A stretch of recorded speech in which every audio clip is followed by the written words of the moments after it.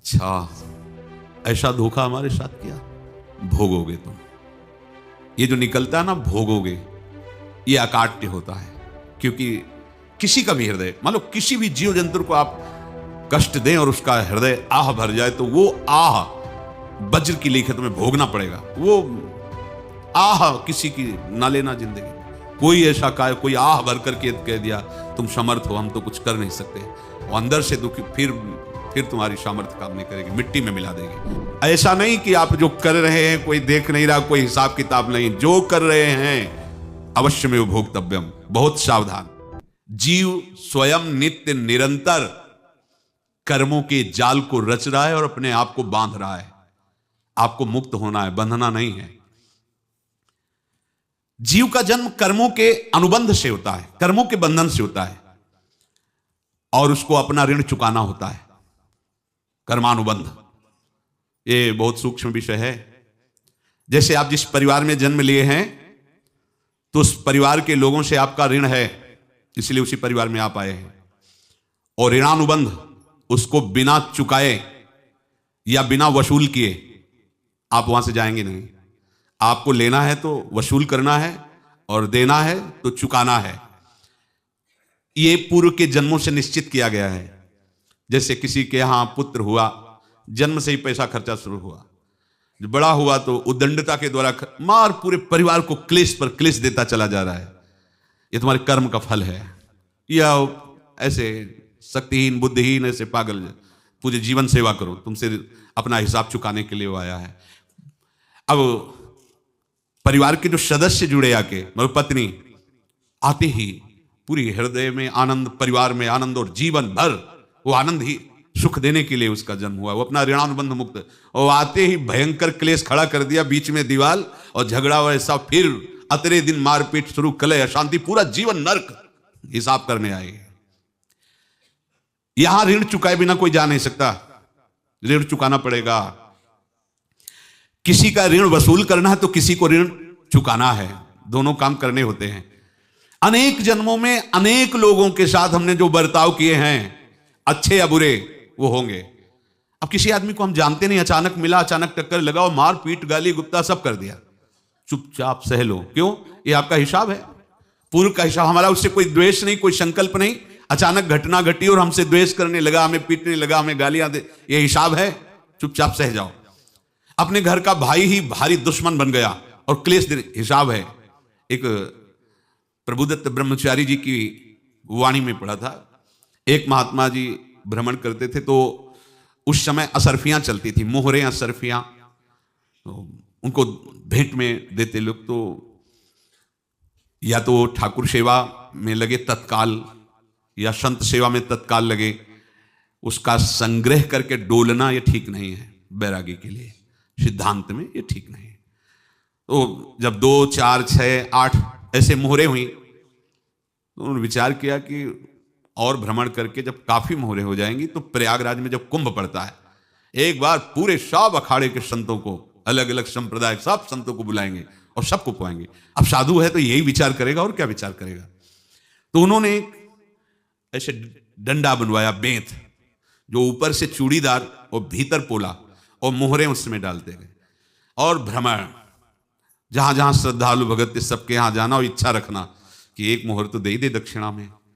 कामना कोई भी हो वो बांधती ही है, ध्यान रखना। इसीलिए प्रभु जो चाहे वो करे, अपनी चाह नहीं रखनी चाहिए, अपनी चाह प्रभु की चाह में मिला देनी चाहिए। धीरे धीरे वो छड़ी भर गई। भ्रमण करने वाले महात्मा चूड़ी लगाई, इंतजार करते रहे। जब प्रयाग का कुंभ पड़ा तो चले। तो रास्ते में एक गांव में पूछा जाता है, जैसे कहीं रुको कि कोई श्रद्धालु ऐसा है जो संत सेवी है। तो कुछ लोगों ने बताया, हाँ एक परिवार है बहुत संत सेवी है, और आपको मिलाते हैं उनसे। आइए महाराज, घर में रुका, खूब अच्छा हलवा पूड़ी पवाया, और जो घर के मालिक थे चरण दबाए। चरण दबाते दबाते उनकी दृष्टि पड़ी उस डंडे पे, इतना मोटा और ऊपर से कुछ चूड़ी सी भी नजर आ रही, इस डंडे में तो कोई रहस्य है ही है। अब महात्मा जी को खवा पिला के सुला दिया। महात्मा जी जब सो गए तो पत्नी से धीरे से कहा, वो डंडा लाओ बाबा जी का। डंडा, वो चूड़ीदार जो ही खोला पलटाया तो सैकड़ों मोहरे। ऐसे संत रोज पधारे भगवान, तुम आनंद हो जाए फिर क्या। पत्नी से कहा नाप के कंकड़ लाओ। अब वो तो महात्मा जी तो खाए खीर पूड़ी, आराम से सो रहे। रात में पूरी प्लानिंग करके उसमें कंकड़ भर के चूड़ी लगाकर सिराने रख दिया, सारी मोहरें हटा ली। महात्मा जी आराम से छड़ी उठाए तो वजन पक्का। वैसे बड़े लोग चतुर होते हैं, पर ये नहीं जानते कि कर्म कितना भयानक होता है। और उनकी कोई संतान नहीं थी, पर धन में इतना प्रेम उनको था। बहुत सावधान साधु महात्माओं के पास जो अर्थ है, गृहस्थी अगर आता वहीं से है, पर अगर उसको जोर जबरदस्ती या किसी छल कपट से, तो वो उसका विनाश ही करता है। आज तक का प्रमाण है। अब उनको ये भाव पता नहीं होगा, या पता होगा तो लोभ के कारण वो उसको मान नहीं पाए होंगे। महात्मा जी गए प्रयाग में, किसी अखाड़े पर रुके और वहां प्रार्थना की कि कल जो है संपूर्ण अखाड़ों का निमंत्रण किया जाए और सब संतों को भोग पवाया जाए, उनको दक्षिणा भी दी जाए। महंत ने सोचा कि बहुत बड़ा है तो उत्सव है, क्योंकि प्रयाग में कितने हजारों संत महात्मा सब।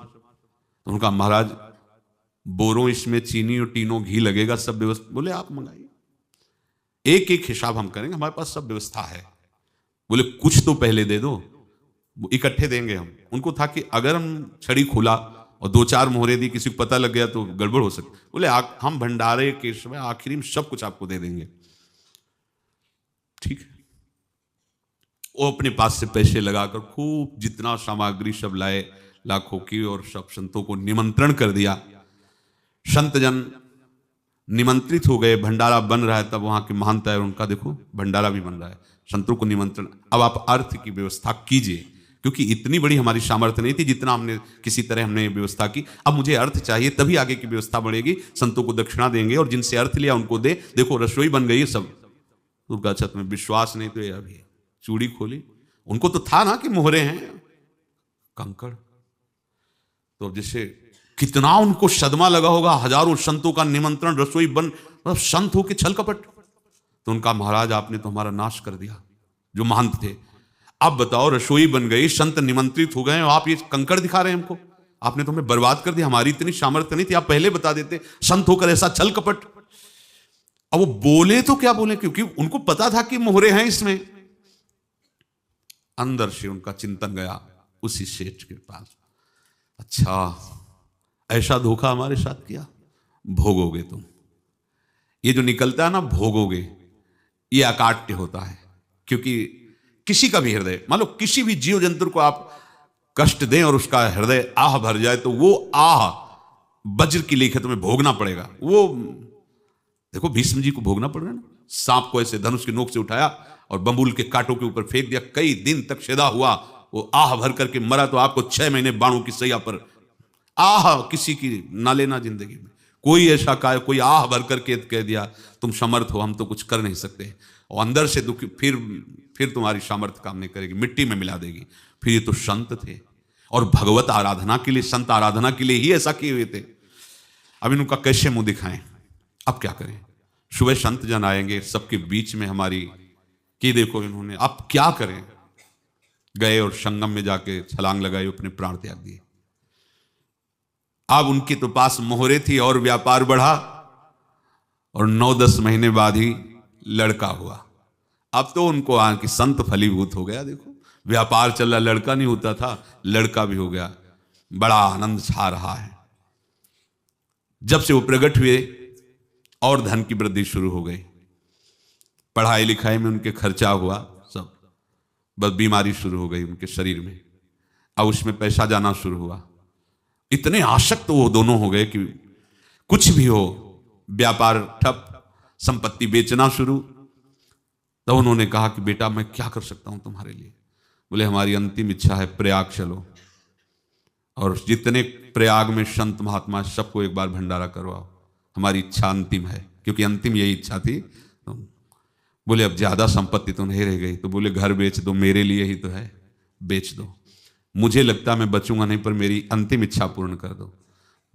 घर बेच दिया, जेवर बेच दी। वहां गए, जब संत सेवा की तो बोले मुझे संगम तक ले चलो। संगम तक ले गए और बोले समझे तुम चुराए थे और हमने उसको छीना है, कुछ नहीं रह गया, तेरे पास कुछ, अब केवल ममता और आसक्ति में जलकर मर और नरक प्राप्त कर। मैं वही महात्मा हूं जिसकी तूने मोहरे ली थी, शरीर छोड़ दिया। महात्मा को जन्म लेना पड़ा और इनको दुर्गति भोगनी पड़ी। ऋणानुबंध, होश में।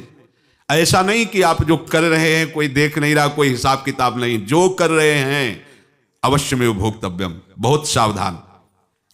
अनेक जन्मों में अनेक लोगों से जो कुछ लिया दिया है, इस लेने देने को मिटा देने के बाद ही तुम मुक्त हो गए। इसीलिए एक उपाय है, लेना न देना मगन रहना। क्या?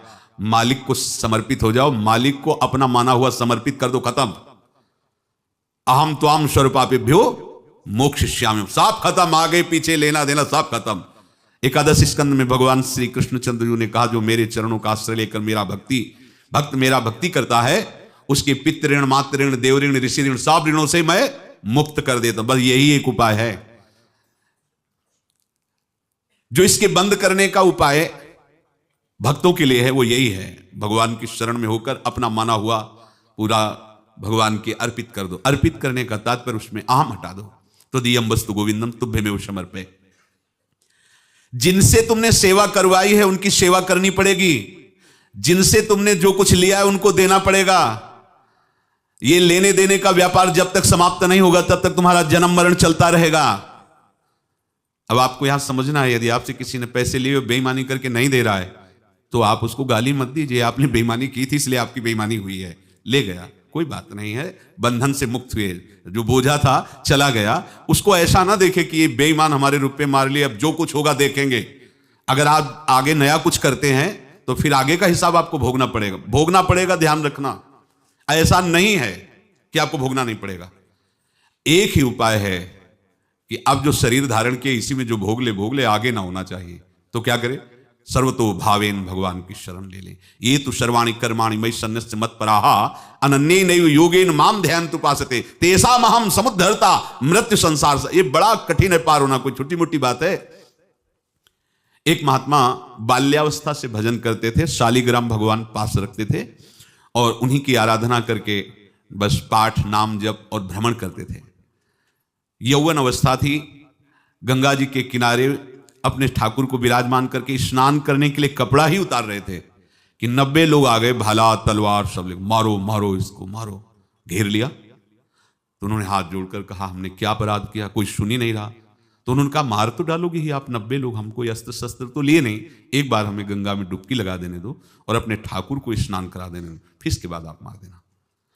भगवत इच्छा से वो लोग रुक गए, स्नान किया और अंदर से प्रार्थना की, प्रभु ये क्या लीला है आपके सिवा मेरा कोई है नहीं और ये मुझे मारना चाहते हैं। तो भगवान ने, जानते हो क्या कहा उनके अंतर में? तुम मेरे में ध्यानस्थ हो करके शरीर को छोड़ो, ये लोग मारेंगे।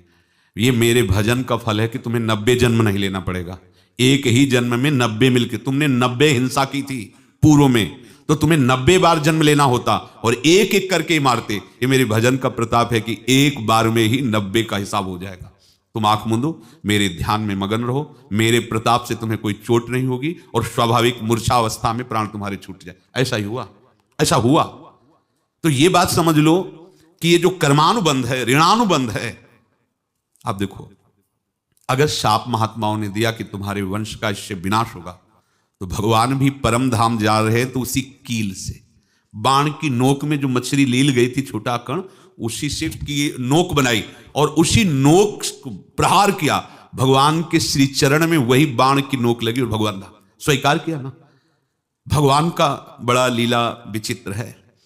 अगर छुप करके उधर रामावतार में बात, तो इधर ऐसे स्वीकार किया भगवान ने। ऐसा कहीं नहीं दिखाया कि मैं भगवान हूं तो मैं अपने लिए, ऐसा नहीं दिखाया। नारद जी का हित किया पर नारद जी ने शाप दिया तो भगवान ने स्वीकार किया। बंदरों ने ही सहायता की, जैसा बोले थे वैसा। ये लीला इस शरीर में भोगनी पड़ेगी। हाँ, ज्यादा को कम में भुगता देंगे, पर अब अगला शरीर ना मिले इसके लिए सर्वतो भावेन भगवान के आश्रित हो जाए।